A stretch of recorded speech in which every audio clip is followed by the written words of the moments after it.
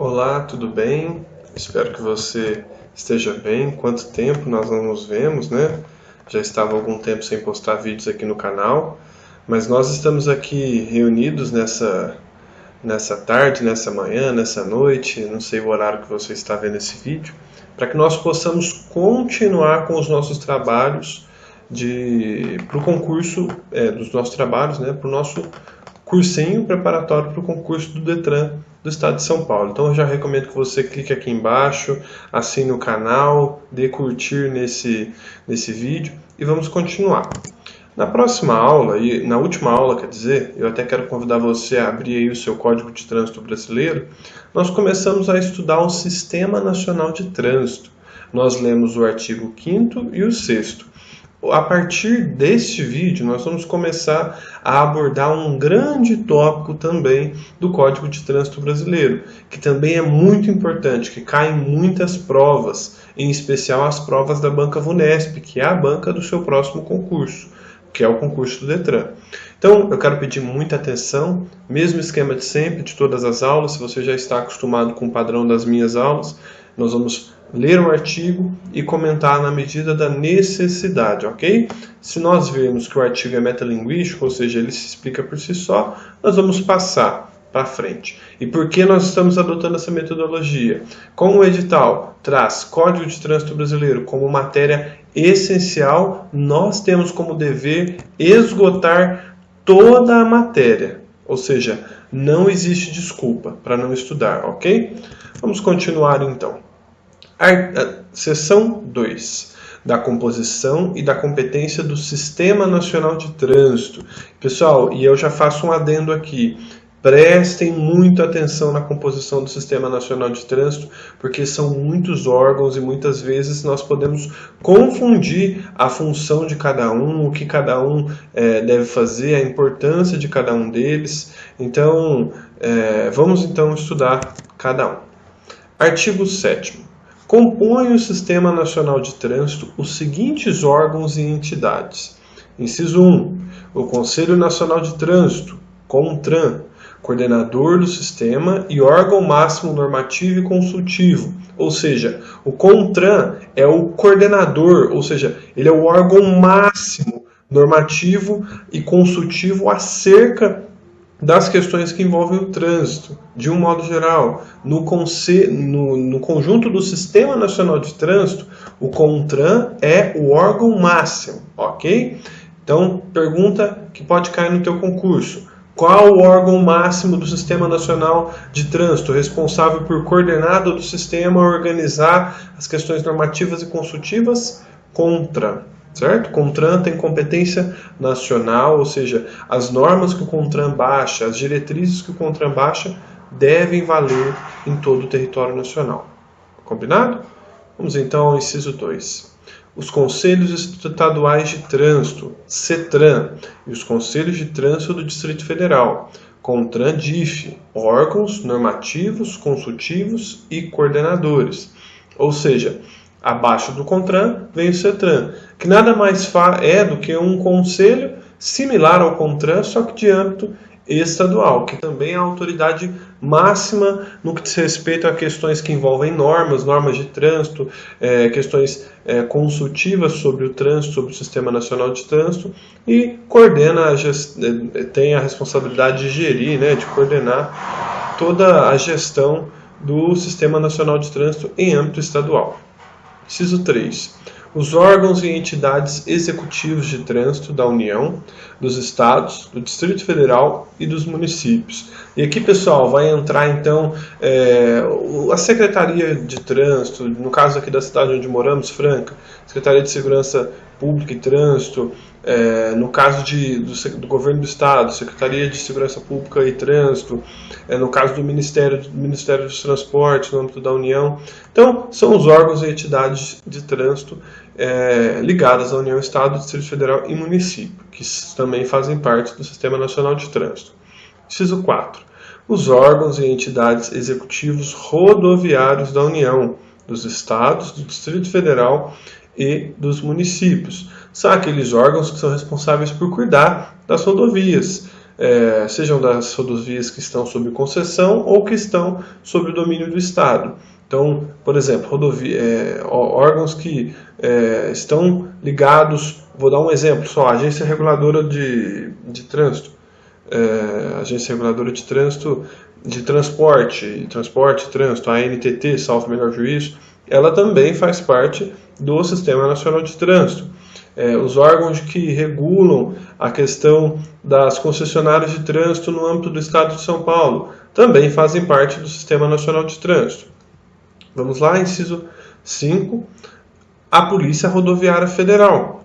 Inciso 6, as polícias militares dos estados e do Distrito Federal. Então, todo o corpo policial que está, de certa maneira, envolvida com o trânsito, seja na rodovia, seja no limite do perímetro urbano, seja as polícias de um modo geral, elas também fazem parte do Sistema Nacional de Trânsito.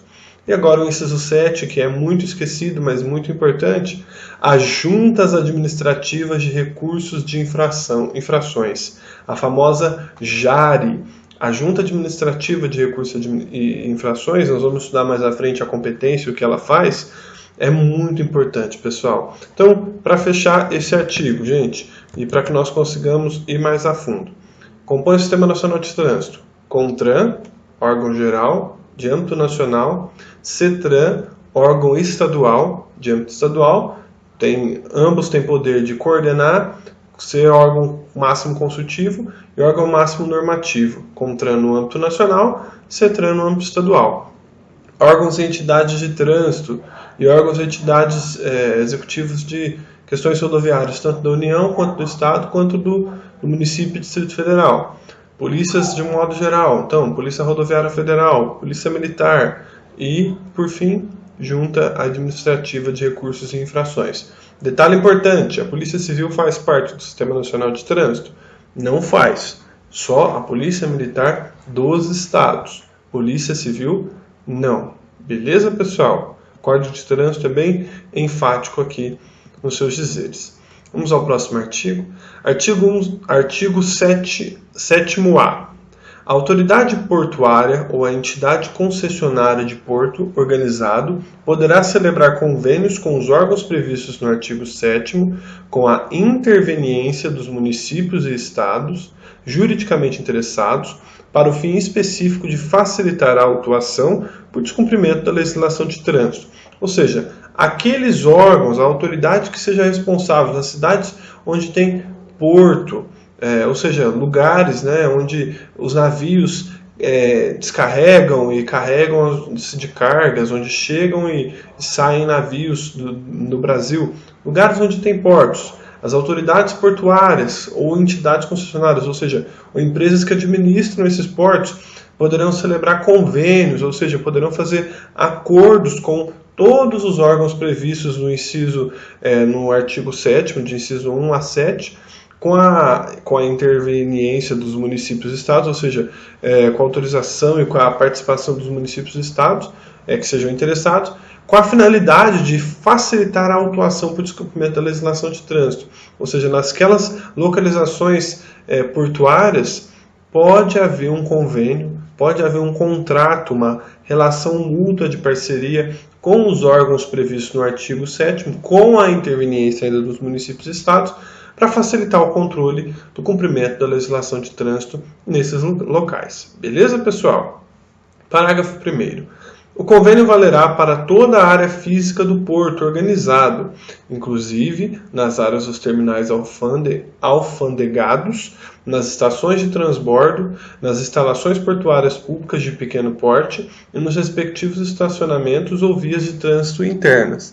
Aqui o Código de Trânsito está falando que no que diz respeito a questões, à área física do porto organizado, se for feito o acordo, o convênio previsto no caput do artigo 7º-A, ou seja, previsto no início do artigo 7º-A, com as autoridades previstas no artigo 7º, poderá o Código de Trânsito ser aplicado e ser fiscalizado nos limites da área física ali prevista nesse parágrafo 1º. Parágrafo 2º e parágrafo 3º foram vetados. Vamos ao artigo 8º. Artigo 8º. Os estados, o Distrito Federal e os municípios organizarão os respectivos órgãos e entidades executivos de trânsito e executivos rodoviários, estabelecendo os limites circunscricionais de suas atuações. Ou seja, cabe aos estados e aos municípios organizar e estabelecer quais serão e como serão os órgãos e entidades que vão executar os planos de ação de trânsito e de questões rodoviárias. E aqui, quando o artigo 8º fala no final do seu texto, estabelecendo os limites circunscricionais de suas atuações, ou seja, estabelecendo até que ponto aquele órgão que foi criado pelo Estado, pelo Distrito Federal, pelo município, vai atuar. Geralmente, o limite circunscricional é estabelecido de acordo com o limite do próprio município. Beleza, pessoal? Vamos ao artigo 9º. E aí nós vamos encerrar esse vídeo por aqui. Deixa eu só ver. Isso, nós vamos encerrar esse vídeo por aqui, porque o artigo 10º, ele é bem grande, nós vamos gravar um vídeo só para ele. Artigo 9º. O presidente da República designará o Ministério ou órgão da Presidência da Presidência responsável pela coordenação máxima do Sistema Nacional de Trânsito, ao qual estará vinculado ao CONTRAN e subordinado o órgão máximo executivo de trânsito da União.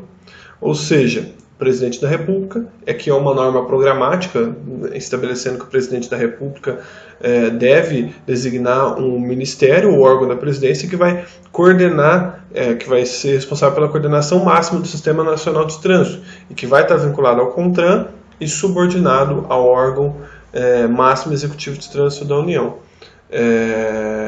Então, o presidente da República ele estabeleceu o Ministério dos Transportes, salvo o melhor juízo, que é o responsável por coordenar de maneira máxima o Sistema Nacional de Trânsito vinculado ao CONTRAN, certo? E subordinado ao CONTRAN, que é o órgão supramáximo, né, o máximo de todos do Sistema Nacional de Trânsito brasileiro. E pessoal, muito obrigado a todos, espero vê-los no próximo vídeo, um abraço e até logo!